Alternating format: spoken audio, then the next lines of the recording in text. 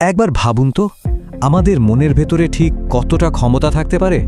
এমন এক বিশাল শক্তি যা দিয়ে আমরা অসাধারণ সবকিছু করতে পারি। কিন্তু প্রশ্ন হলো, সেই শক্তিটাকে ব্যবহার করব কিভাবে? চলুন না আজ এই রহস্যটাই একটু একটু করে ভেদ করা যাক। দেখুন, মূল ধারণাটা খুবই সহজ কিন্তু খুব শক্তিশালী। এই যে পুরো মহাবিশ্ব, এটা আসলে এক অফুরন্ত শক্তিতে ভরা। এই শক্তিটা কোথাও আলাদা করে রাখা নেই, বরং এটা আমাদের সবার চারপাশে, সবার জন্যই রয়েছে। আসল কাজ হলো এই শক্তিটাকে অনুভব করা আর নিজের জীবনে কাজে লাগানো। আচ্ছা, তাহলে এই যে মহাজাগতিক শক্তির কথা বলছি, এটাকে আমরা একটা গোপন চাবির মতো ভাবতে পারি, একটা ক্ষমতা যা আমরা সবাই ব্যবহার করতে শিখতে পারি।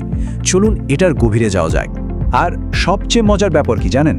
এই শক্তিটা কিন্তু একা একা কাজ করে না। এটা মহাবিশ্বের সব কিছুকে একটার সাথে আরেকটাকে জুড়ে রেখেছে।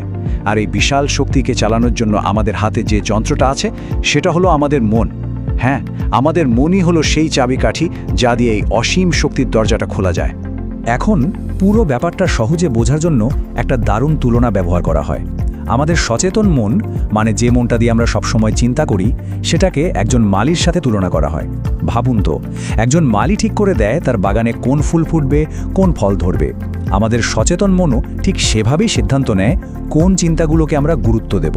তাহলে মনকে যদি একটা বাগান ধরি, তাহলে আমাদের সচেতন মন হলো সেই বাগানের মালি, আর অবচেতন মন সেটা হলো বাগানের উর্বর মাটি। এমন এক মাটি যেখানে যাই রোপণ করা হোক না কেন, সেটাই বেড়ে উঠবে। এর মানেটা কি দাঁড়ালো? আমাদের রোজকার চিন্তা, আমাদের বিশ্বাস, আমাদের লক্ষ্য, এগুলোই হলো সেই বীজ। আমাদের সচেতন মন ঠিক করে দেয় কোন বীজগুলো, অর্থাৎ কোন চিন্তাগুলো আমাদের অবচেতন মনের জমিতে পুঁততে হবে। আর এখানে কিন্তু আমাদের আসল ক্ষমতাটা, বেছে নেওয়ার ক্ষমতা। মালি তো বীজ বেছে নিল, কিন্তু এই বীজটা সে পুঁতবে কোথায়? এখানেই আসছে অবচেতন মনের ভূমিকা। এটাই হলো সেই উর্বর জমি, অসীম সম্ভাবনার এক উৎস। অবচেতন মনের সবচেয়ে অদ্ভুত আর শক্তিশালী দিকটা হলো, সে কোনো প্রশ্ন করে না। কোনটা ভালো, কোনটা মন্দ, কোনটা ঠিক বা ভুল, সেসব নিয়ে তার কোনো মাথা ব্যথা নেই। সচেতন মন থেকে যে নির্দেশটাই আসে, সে সেটাকেই সত্যি বলে ধরে নেয় আর সেটাকে বাস্তবে আনার জন্য কাজ শুরু করে দেয়। আর এখানেই অবচেতন মনের আসল জাদু। এটা শুধু আমাদের চিন্তাকে গ্রহণই করে না, বরং আমাদের চিন্তা আর ওই যে মহাজাগতিক শক্তির কথা বললাম, তার মধ্যে একটা সেতুর মতো কাজ করে। আমাদের ছোট্ট চিন্তার দানাগুলো এই অবচেতন মনের মাধ্যমেই মহাবিশ্বের বিশাল শক্তির সাথে জুড়ে যায়। তাহলে প্রশ্ন হলো, এই মনের জমিতে সাফল্যের বীজ রোপণ করার সবচেয়ে ভালো উপায়টা কি? উত্তরটা হলো ধ্যান।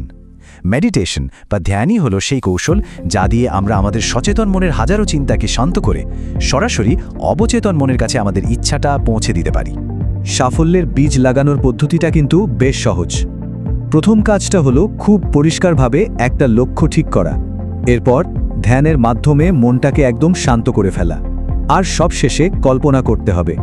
এমনভাবে কল্পনা করতে হবে যেন লক্ষ্যটা এখনই সত্যি হয়ে গেছে, আর সেই অনুভূতিটাকে পুরোপুরি ধারণ করতে হবে।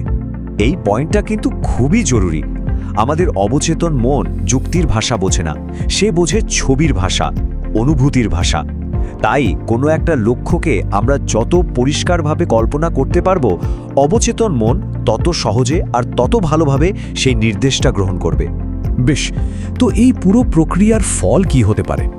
যখন সঠিক বীজ সঠিক জমিতে সঠিক পদ্ধতিতে রোপণ করা হয়, তখন তো ফসল ফলবেই, তাই না? ঠিক সেভাবেই আমাদের মানসিক বাগানে যখন সাফল্যের বীজ ঠিকভাবে রোপণ করা হয়, তার ফসলও আমরা বাস্তবে পেতে শুরু করি। এই রূপান্তরের পেছনের ধারণাগুলো বেশ মজার।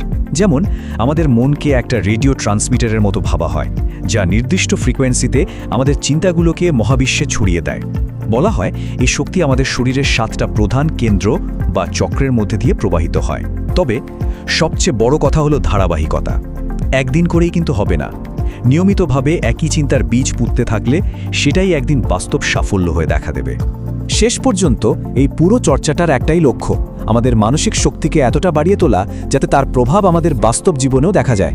এটা শুধু একটা আধ্যাত্মিক ধারণা নয়, এটা বাস্তব সাফল্য অর্জনের একটা খুবই কার্যকরী পদ্ধতি। সুতরাং পুরো আলোচনাটাকে শুধু কিছু তথ্য কথা ভাবলে চলবে না। এটা বরং একটা ব্যবহারিক গাইডলাইন, একটা ম্যাপ যা আমাদের শুধু সাফল্য অর্জনের পথই দেখায় না, বরং আমাদের আত্মিক আর মানসিক বিকাশের একটা সম্পূর্ণ প্রক্রিয়া বদলে দেয়। তাহলে এখন সিদ্ধান্ত নেওয়ার পালা।